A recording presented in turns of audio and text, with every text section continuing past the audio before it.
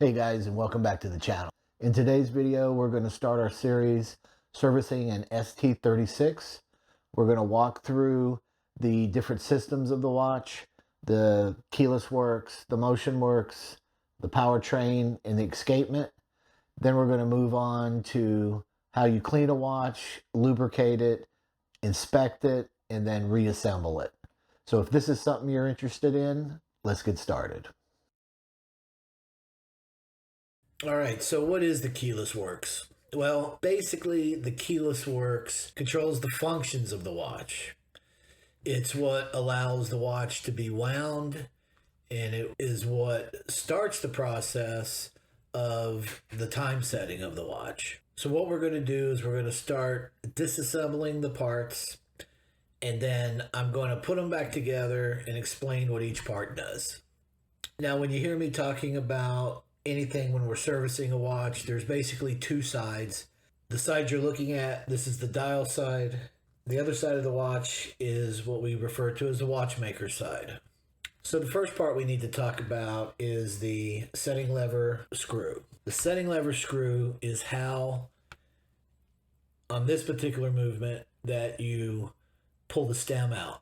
Now, when you're working on a movement like this, if you're just trying to take the stem out, you want to be careful when turning the release screw so that you don't unscrew it so much that it comes out of the setting lever, because if it does, then you'll have to disassemble the movement to be able to reinstall it. So this is the setting lever screw, and to release the stem, all you want to do is turn it 1/4 turn at a time while pulling on the stem until the stem is released. So we turn 1/4 of a turn. We pull, it's still tight.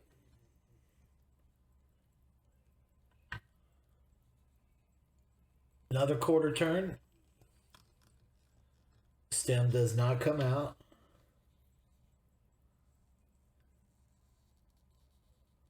Another 1/4 turn. Stem does not come out. One more 1/4 turn and the stem is released. So to put the stem back in, you merely push it in. Sometimes you have to turn it a little bit to get it to go in, and then you just retighten the screw and it's locked back in position. The keyless works is actually on two sides of the watch. Most of it is going to be on the dial side. The rest of it is on the watchmaker side. So the first thing you want to do before you start taking parts off is we want to release the power that's stored in the mainspring, which is under this wheel, so that the balance stops moving. So this part here is called a click.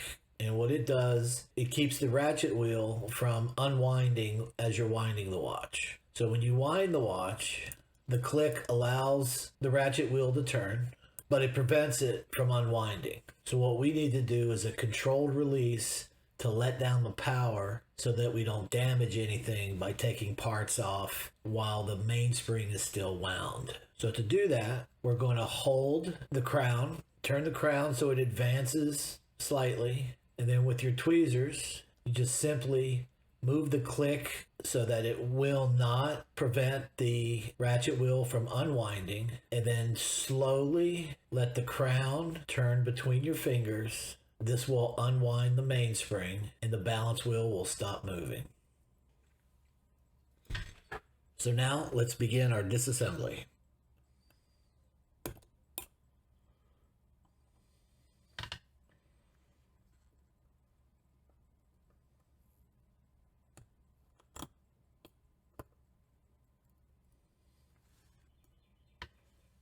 These three wheels are part of the motion works, not part of the keyless works. We are going to remove them just to get them out of the way for now.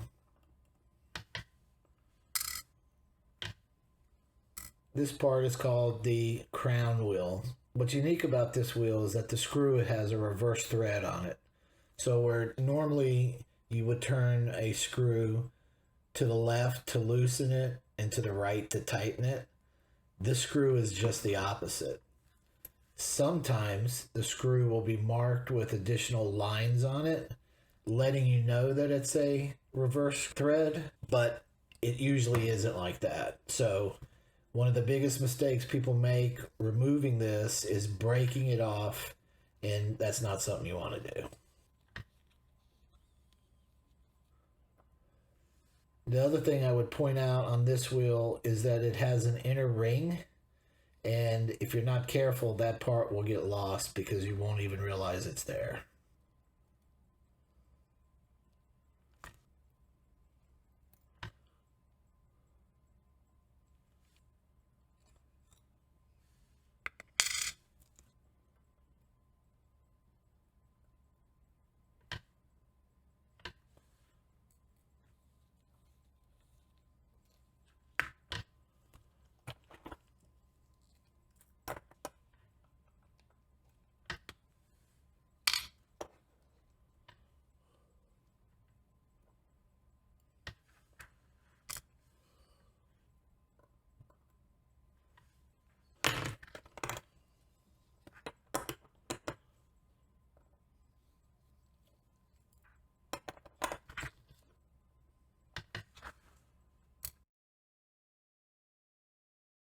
All right, so the click consists of three parts.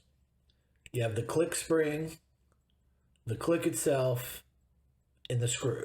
On this particular movement, the click spring is horseshoe shaped, and the two ends are bent at a 90-degree angle opposite of each other.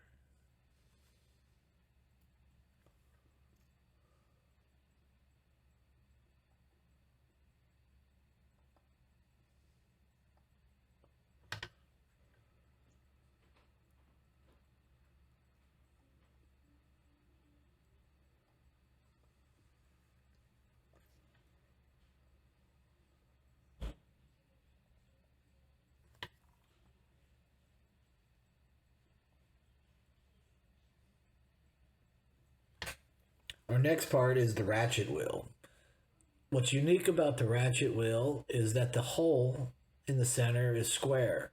It's easy to identify where the ratchet wheel sits because it actually sits on top of the square top of the mainspring arbor, which is under here.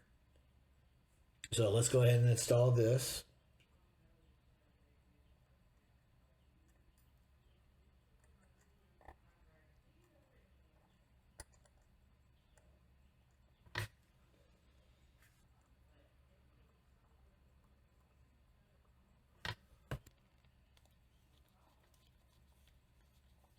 To help tighten the ratchet wheel, you can use a stick or you can use a brass or bronze tweezers and just hold the wheel while you finish your tightening.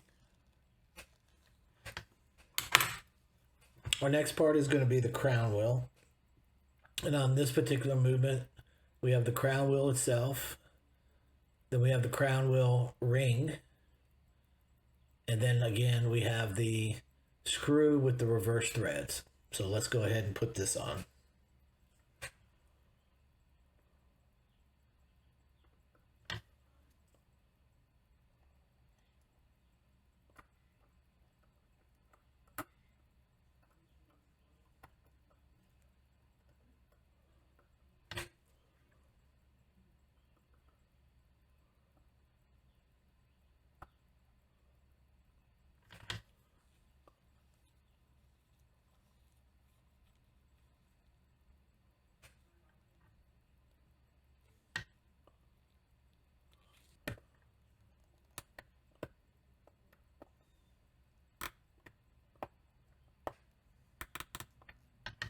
Now let's go back to the dial side. So the first piece we're going to install on the dial side is going to be the setting lever. The setting lever has two pins. On the top side, that pin interacts with the setting lever jumper. And on the underside of the setting lever, this is the stop pin, which fits into the groove on the stem. The easiest way that I've found to install a setting lever like this is to set the setting lever right on top of where the screw is, and then with a small piece of Rodico, push it on top of the setting lever to hold it in place. Then you can flip the movement over and screw in the setting lever screw into the setting lever. Then when you pull the Rodico off, the setting lever should be attached to the screw. Doesn't have to be tight because you still need to be able to get the stem in, but it will be held in place. Now let's talk about stems in general. The stem has several different parts. The tip is the pivot. This fits into a hole into the main plate. This is what allows the stem to rotate. There's also a square section on the stem. This is where the sliding pinion rides back and forth on. This allows the force from the crown as you're turning the stem to actually turn the sliding pinion. And then you have this groove. This is where the stop pin on the bottom of the setting lever fits in, locking the stem into the movement. Installing the stem is pretty straightforward. It just fits inside the hole like that. Once everything else is in, then you just ensure that the pin on the bottom of the setting lever is in that groove, and then the stem will not come out. The stem goes through two parts. The first part is the winding pinion. The winding pinion is the wheel that rotates the crown wheel on the other side of the movement. The winding pinion has two distinct sides. The side that faces into the movement has ratchet teeth. This allows it to engage with the sliding pinion to wind the watch. The other side is smooth. The sliding pinion has one very distinct feature. The hole, again, is square. That fits over the square part on the winding stem. It has a set of ratchet teeth. These mesh with the winding pinion. The front teeth of the sliding pinion mesh with other gears in the motion train to set the time. This groove in the sliding pinion is where the yoke sits. So let's go ahead and install those. First, we'll install the winding pinion and then the sliding pinion.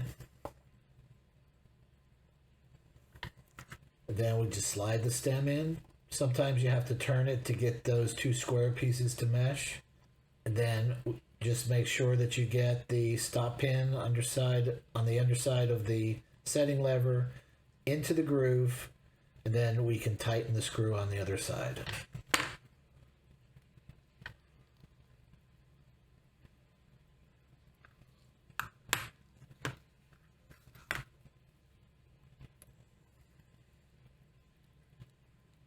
The next piece to be installed is the yoke. Now, all movements have a yoke. They're all going to look different, but they all do the same thing. The yoke controls the position of the sliding pinion. So when it is held in this position, in the first position, it winds the watch. When you reverse the crown, you get that typical sound that you hear when you turn the crown backwards. When it's pushed forward, it engages with the motion train for time setting. Now we'll install the spring. Installing springs can be one of those very aggravating and frustrating parts of watchmaking. They are incredibly easy to lose.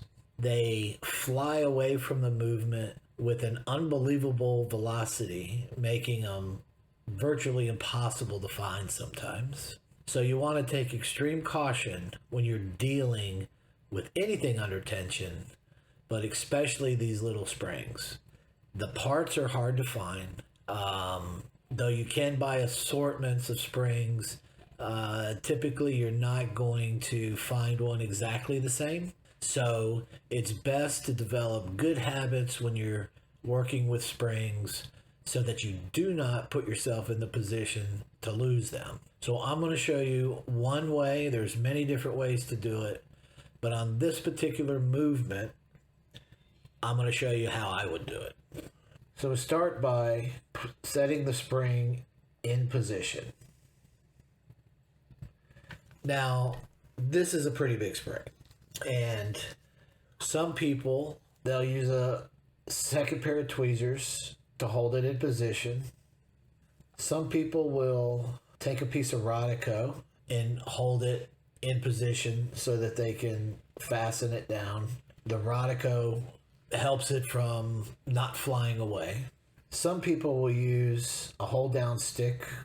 There's different shapes and different materials that can be used, and they use this to help hold the spring.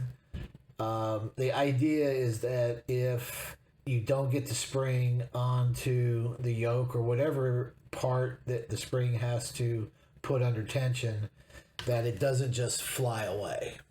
So this movement is large enough where I just use my finger to hold it down. So using a finger with a cot on it, you can just hold it down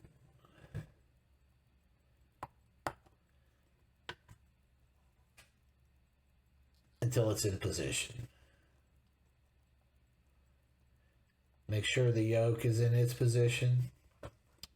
So now, with the spring in position, you can see in the normal first position, the tension from the spring on the yoke, which is in the groove of the sliding pinion, keeps the tension where these two parts are married together. Now, the last part of the keyless works is the setting lever jumper. So the setting lever jumper has a couple functions. This plate secures the spring in place. It secures the yoke in place. It secures the intermediate wheels that are part of the motion train that would be under here. And it secures the wheel right here, the minute wheel. It's held with one screw. It also has these two pins that hold the wheels underneath, fit through it, as well as this pin. The way that I like to install them is just to put the screw in place and then tighten the screw down just to the point where you feel the first bit of resistance.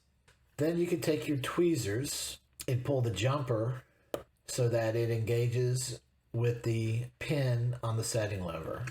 Once the jumper is engaged with the pin on the setting lever, then you can just finish tightening the screw. Now let's look how the keyless work functions as a whole.